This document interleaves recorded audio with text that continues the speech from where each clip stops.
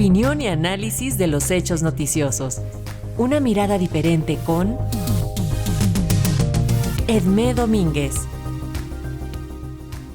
La doctora Edmé Domínguez Reyes, profesora emérita en Relaciones Internacionales y Género en la Universidad de Gotemburgo, analiza las motivaciones de Donald Trump para intervenir en Venezuela y capturar a Nicolás Maduro.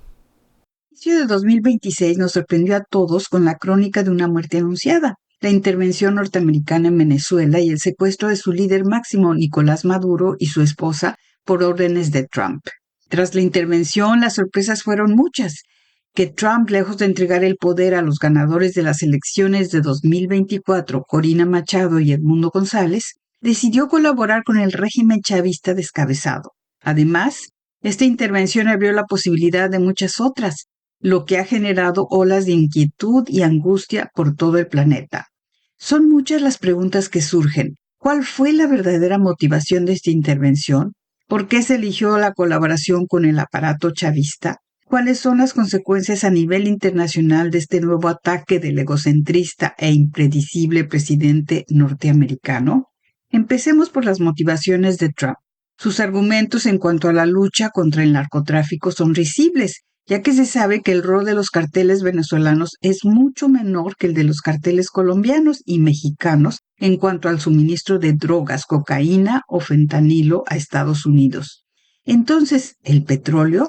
Ese es su principal argumento. Sin embargo, aunque se dice que Venezuela tiene las reservas de petróleo más grandes del mundo, 300 billones de barriles, 200 de ellos fueron dados a conocer durante la época de Hugo Chávez, por motivos políticos, y reflejan las reservas del cinturón del Orinoco, un petróleo pesado y difícil de procesar, por no hablar del enorme costo de su extracción, además de las condiciones de degradación de los equipos e instalaciones. Es claro que los proyectos revolucionarios de Chávez, sus políticas populistas y de solidaridad con los países hermanos, se basaron en una explotación irracional de la industria petrolera, cuyos cuadros profesionales y técnicos fueron reemplazados por servidores leales al régimen, pero totalmente incapaces, lo que aceleró el deterioro y bancarrota de esta industria, pese a la ayuda técnica rusa y a los préstamos e inversiones chinas.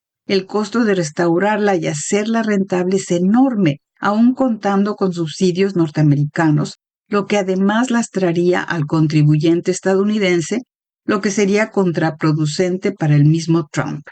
Esto sin contar con que los precios de petróleo son ya bajos, alrededor de $62 por barril, y el petróleo extraído del cinturón del Orinoco no sería rentable a un precio inferior a $80 por barril, según cálculos de economistas expertos en el tema. Esto no impide que los amigos de Trump ya se hayan visto favorecidos por la intervención. Uno de ellos, Paul Singer, compró hace meses Citgo, la empresa dueña de 3 refinerías del Golfo, especialmente diseñadas para procesar petróleo venezolano, refinerías previamente castigadas por el embargo petrolero a Venezuela, embargo que seguramente se levantará. Volviendo a las motivaciones, si no fue el petróleo, tal vez se tratara de razones de política interna. Por un lado, está el escándalo de Epstein y la necesidad de distraer a la opinión pública norteamericana con otros sucesos espectaculares. Por otro lado, están las elecciones del Congreso norteamericano en noviembre de este año y la necesidad de Trump de asegurarse que los demócratas no recuperen la mayoría en el Congreso. Aquí puede tener problemas en Florida, estado tradicionalmente republicano dominado por furibundos anticastristas.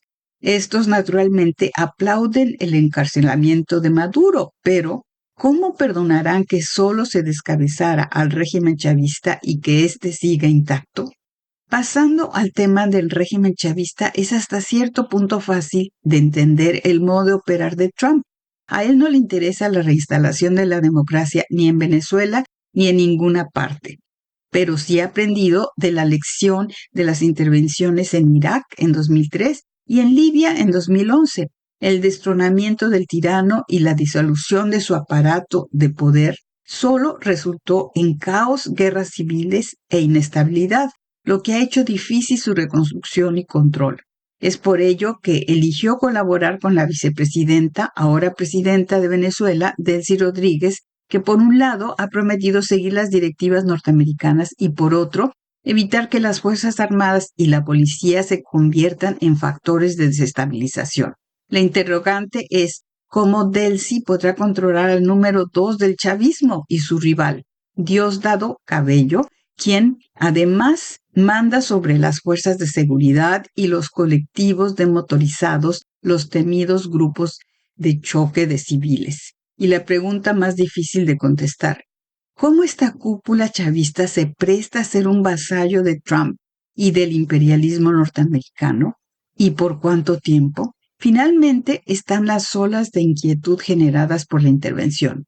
En América Latina, el pánico empezó a cundir en Nicaragua y Cuba, los aliados más cercanos a Maduro, pero también en Colombia y México, nunca olvidados en los discursos amenazantes de Trump. Pero es poco probable que Trump se lance a nuevas intervenciones en América Latina justo después de esta, dado los costos económicos y políticos. La inquietud ha llegado hasta Irán, donde el régimen teme que las actuales protestas y descontento interno siembren el terreno para una posible intervención. Y la angustia crece entre los líderes europeos, en particular en Dinamarca, que ve como cada vez más probable una ocupación norteamericana de Groenlandia.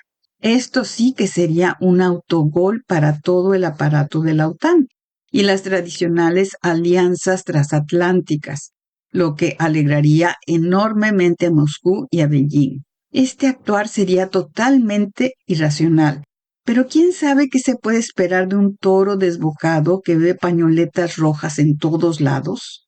Para Radio Educación desde Suecia les habló Edmé Domínguez Reyes.